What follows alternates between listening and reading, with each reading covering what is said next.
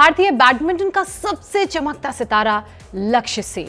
उम्मीदें उनसे इस बार बहुत हैं क्योंकि इस बार वो भारत का प्रतिनिधित्व कर रहे हैं पेरिस ओलंपिक्स में।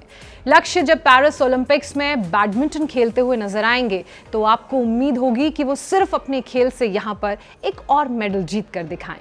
मेडल्स तो बहुत सारे उन्होंने दूसरी प्रतियोगिताओं में जीते हैं, चाहे वो एशियन गेम्स हो, अंडर 19 चैंपियनशिप हो, जूनियर बैडमिंटन चैंपियनशिप हो, लेकिन इस बार दारोमदार उनके कंधों पर ज्यादा है क्योंकि इस बार पदक ओलंपिक्स में लाना है।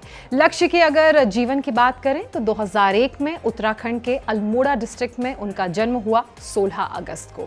उसके बाद ही उन्होंने अपने पिता के सानिध्य में यानी कि DK सेन के सानिध्य में अपनी बचपन में ट्रेनिंग स्टार्ट की। उनके फादर भी बैडमिंटन के कोच रहे हैं।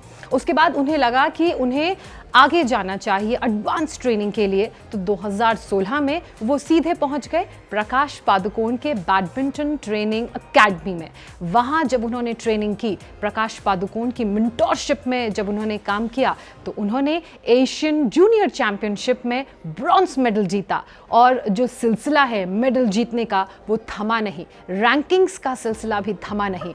जब वो 2017 में BWF में पार्टिसिपेट करने के लिए गए, BWF वर्ल्ड जूनियर चैंपियनशिप में उनकी रैंकिंग बैडमिंटन के सिंगल्स इवेंट में नंबर 1 थी, यानी कि इस कैटेगरी में वो वर्ल्ड चैंपियन बन गए थे। लक्ष्य सेन की जीत का सिलसिला रुका नहीं, सफर थमा नहीं। साल 2020 आया जब एशियन टीम चैंपियनशिप की जो प्रतियोगिता हुई उसमें लक्ष्य सेन उस टीम का हिस्सा थे जिसने ब्रॉन्ज मेडल अपने नाम किया।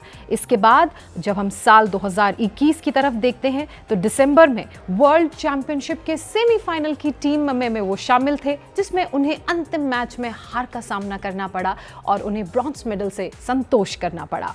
इसके बाद साल 2022 में जब मेंस टीम ने एशियन गेम्स खेले तो ये उस टीम का भी हिस्सा थे जिसने अपने शानदार प्रदर्शन से सिल्वर मेडल अपने नाम किया। और साल 2023 में इनके प्रदर्शन से, इनके खेल से खुश होकर ये फैसला लिया गया कि इन्हें अवार्ड से सम्मानित किया जाएगा।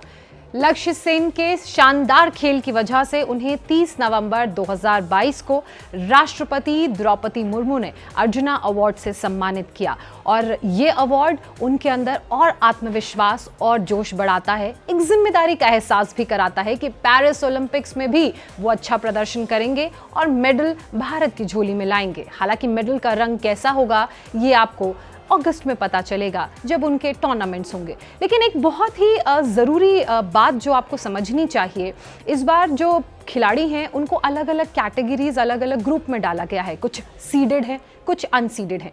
जो सीडेड हैं खिलाड़ी, उनके पास मौका है, उनके पास बढ़त है कि उनके जो मैचेस होंगे वो उनके जो ओपोनेंट्स होंगे या जो खिलाड़ी उनके साथ पार्टिसिपेट करेंगे उनको चुनौती देंगे वो आसान होंगे। लेकिन जो अनसीडेड खिलाड़ी हैं उनके ओपोनेंट्स थोड़े से डिफिकल्ट होंगे। और अनसीडेड खिलाड़ी इस बार लक्ष्य सेन है। रैंकिंग क्योंकि बहुत अच्छी है नहीं उनकी, और क्रिस्टन जुनाथी से इस बार उनका मुकाबला होने वाला है। और अगर इस रिकॉर्ड को देखा जाए तो 4-1 का ये रिकॉर्ड है। 5 बार दोनों आमने सामने रहे हैं, जिनमें से 4 मुकाबले जुनाथी जीते हैं, 1 मुकाबला लक्ष्य सेन जीते हैं। यानी कि लक्ष्य सेन के लिए इस बार शुरुआत में ही चुनौती रहेगी। अगर वो इस चुनौती से पार पा लेते हैं तो समझिए उन्हें एक साइकोलॉजिकल बढ़त मिलेगी और फिर उनसे और बेहतर प्रदर्शन की उम्मीद हम करेंगे।